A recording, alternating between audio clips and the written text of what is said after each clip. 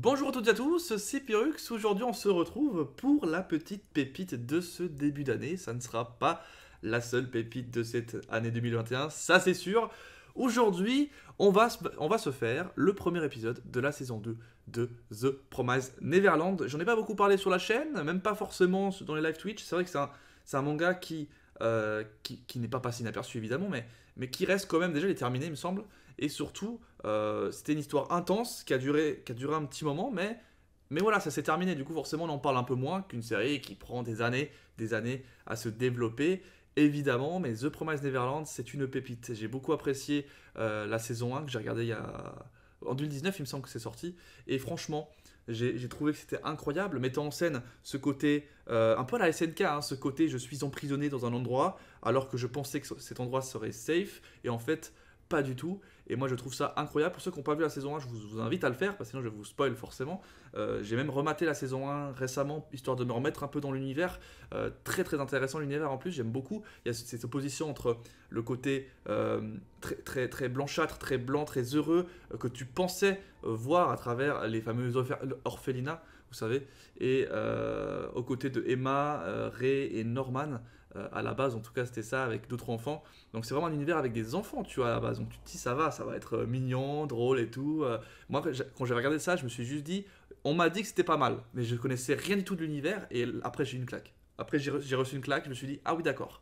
Et en opposition, on a ce côté monstre, dément.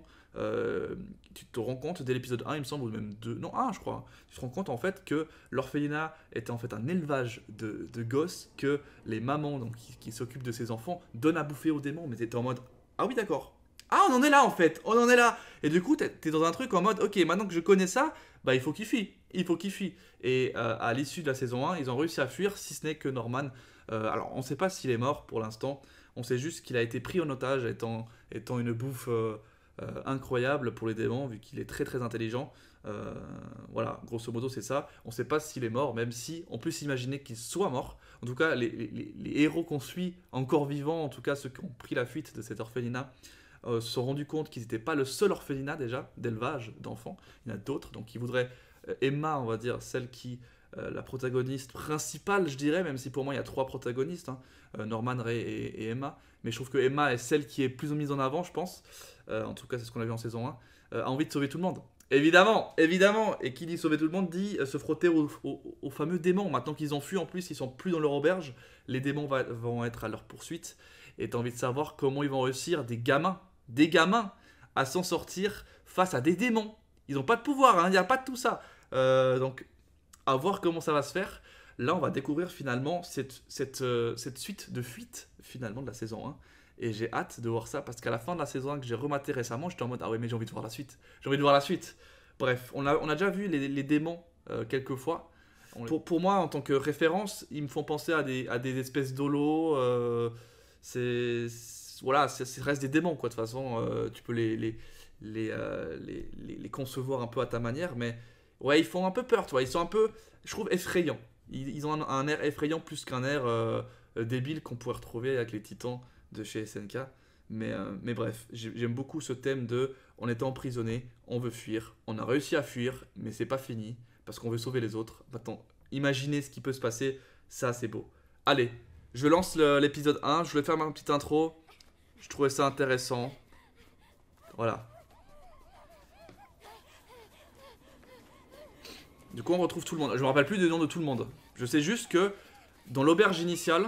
Ah oui, c'est ça qui s'est passé. Dans l'auberge initiale, ils ont réussi à fuir, mais ils ont dû laisser les bébés, enfin, les jeunes enfants. Parce qu'il faut savoir que c'est à partir de 6 ans jusqu'à 12 ans que la maman de l'orphelinat peut envoyer à bouffer aux démons les enfants en question. Sachant que c'était des bébés, il restait des bébés encore à l'orphelinat, ils sont tellement petits encore, tu vois, entre 6 mois et 4 ans, ça ne sert à rien. Enfin, les sauver, ça serait problématique parce qu'ils devraient tous en porter un. Enfin, tu vois, là, ils pourraient pas courir et tout. Donc, ça serait un peu problématique. Alors, ils ont préféré les laisser sur place, sachant qu'il y a un mec hyper intelligent sur place. C'est un peu un espèce de jeune futur prodige. Il s'appelle, je crois, Phil, qui a 4 ans, peut-être moins, hein, mais en tout cas, la plus vieille de ceux qui sont restés à 4 ans, 4 ans et demi. Du coup, ils ont encore 1 an et demi, il me semble, pour pouvoir, on va dire, revenir plus tard pour les sauver aussi. Enfin, c'est un délire. Mais c'est vrai qu'il y avait ce petit astuce. Enfin bref. Dites-moi si je me trompe, hein. J'essaie franchement d'être à jour et tout. Cette fois-ci, je me suis aussi bien regardé pour être sûr de pas louper des choses. Ah oui, d'accord. Ah oui, on est directement dans le vif du sujet. Hein. Alors, c'était pas le style de démon qu'on a vu. Là, c'est plus des monstres, on va dire, de forêt. Incroyable. Est-ce que j'écoute? Vas-y, je l'écoute. C'est une musique positive, hein. Tu te dis qu'ils vont s'en sortir. Attention, le climax. Oh oh oh! Allez! Ah, j'aime beaucoup. Ok. Très intéressant. Très intéressant. L'opening, j'aime beaucoup. Je préfère l'opening 1 pour l'instant. Après, peut-être parce que je l'ai beaucoup entendu. Mais l'opening 2, du coup, est bien. Maintenant, à voir en l'écoutant plusieurs fois, tu vois. À voir si il va rentrer aussi dans le truc. Mais il est plutôt propre. Hein. Il est plutôt très propre. Il y a aussi une chose que j'ai pas dit avant. C'est que la mère...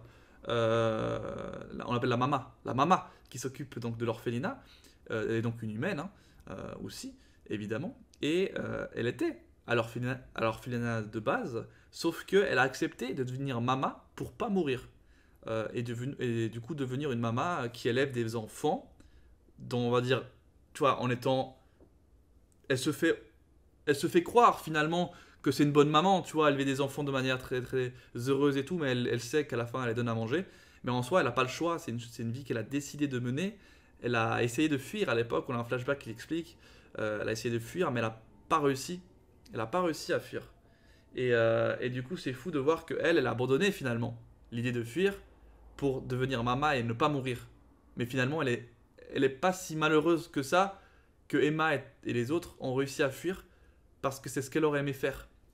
Et ça, je trouve ça assez fou. Du coup, t'as vraiment ce côté, les démons, est-ce qu'ils règnent sur le monde à l'extérieur et que du coup, les humains, ils sont en mode on suit les démons, sinon on va se faire crever? Ou est-ce qu'il y a vraiment des humains, c'est des gros salauds, qui sont en train de, on va dire, pour avoir leur petite vie tranquille de leur côté, ils se disent bon, bah, on sacrifie des enfants pour vous, il n'y a pas de problème, mais nous, on reste vivants, ok? Il n'y a pas de problème, ok, on fait ça, tu vois.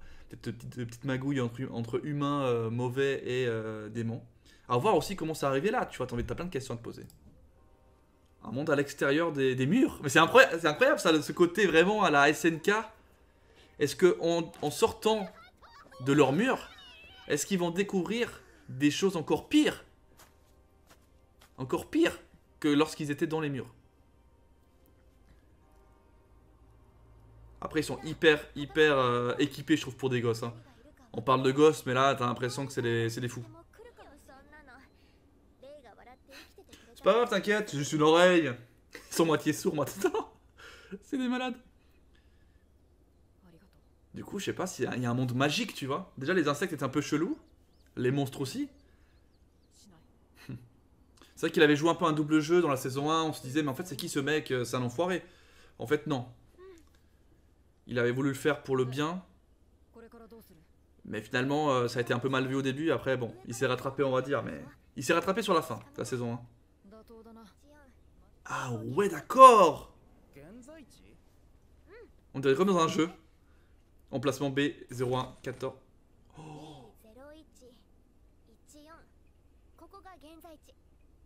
Ah mais c'est grand. Là on a une map, hein. On a une map là, c'est la première fois qu'on voit ça. Ah oui, les fameux messages en mort, c'est vrai. Il les avait découverts dans des livres là-bas. Mais c'est trop bien, tu vois, ce truc de message. Après, il déchiffre rapidement quand même. Hein.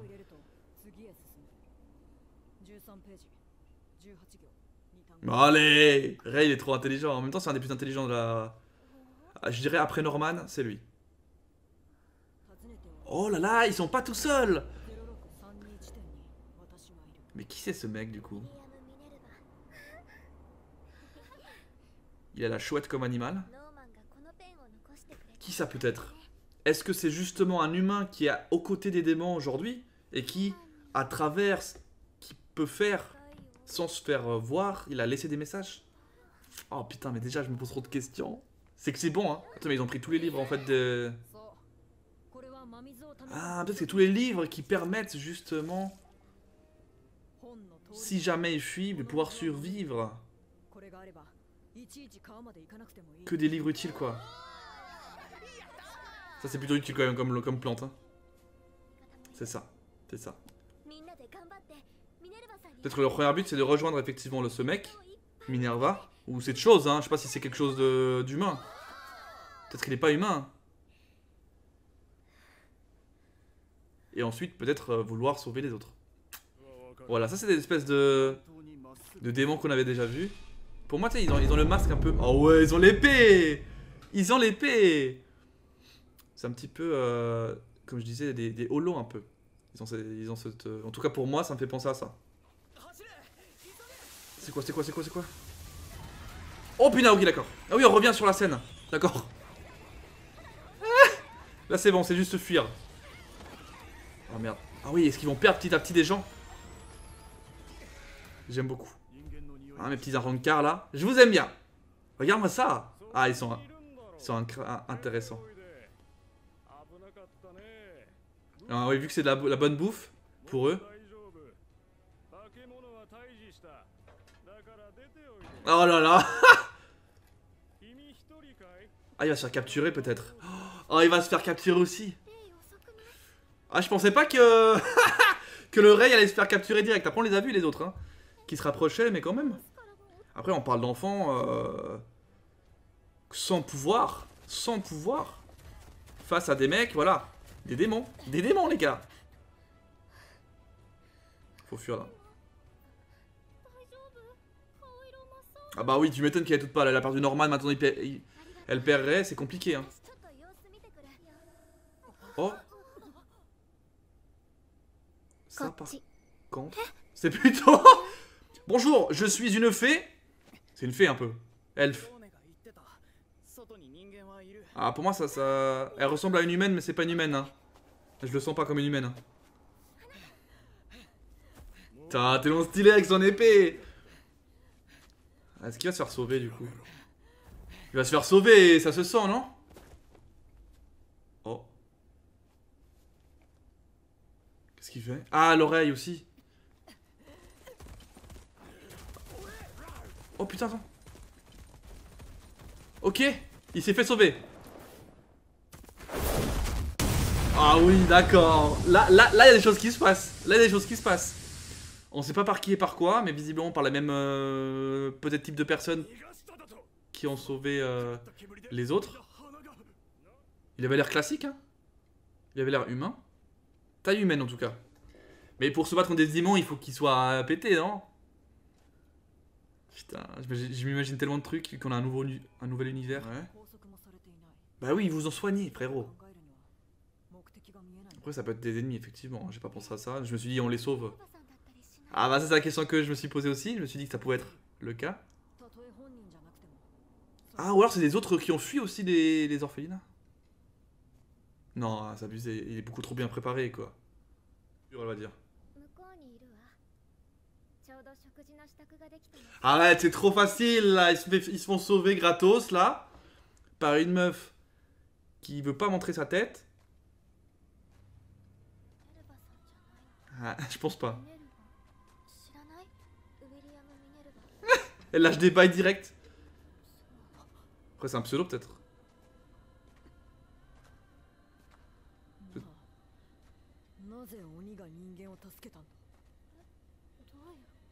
Oh. C'est un démon. Oh ma zette, oh ma zette. Mais j'ai très gentil démon. Oh là là, c'est des démons qui combattent d'autres démons. Des démons qu'ils ont. Oh là là là là.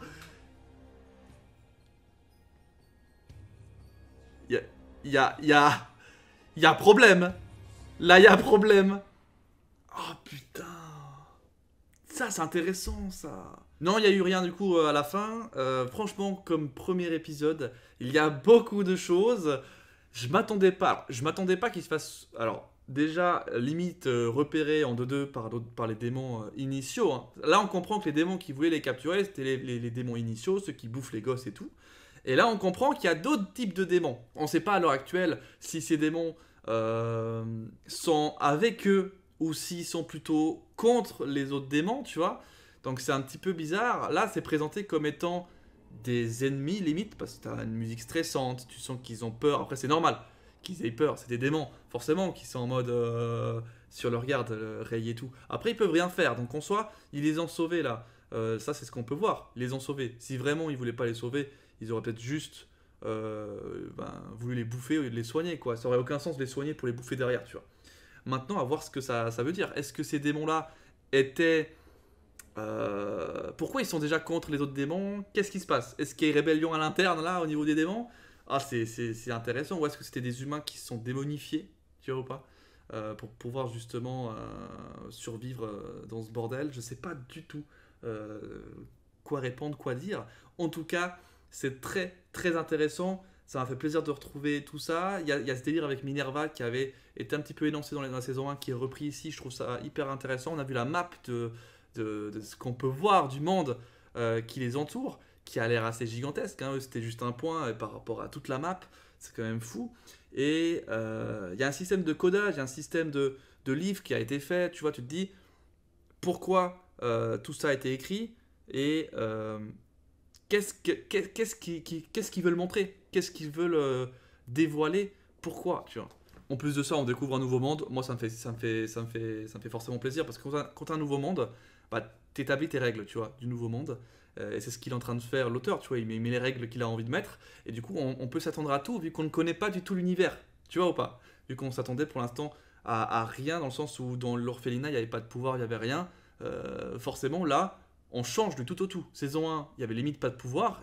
Ouais, limite pas de pouvoir, à part quand il y avait l'histoire des démons qu'on les voyait vite fait. Et en dehors de l'orphelinat, masse pouvoir quoi. Donc tu te dis, on peut voir du tout. On peut voir de tout. Et là, on voit des démons trop stylés qui combattent d'autres démons. À voir comment ça va se développer.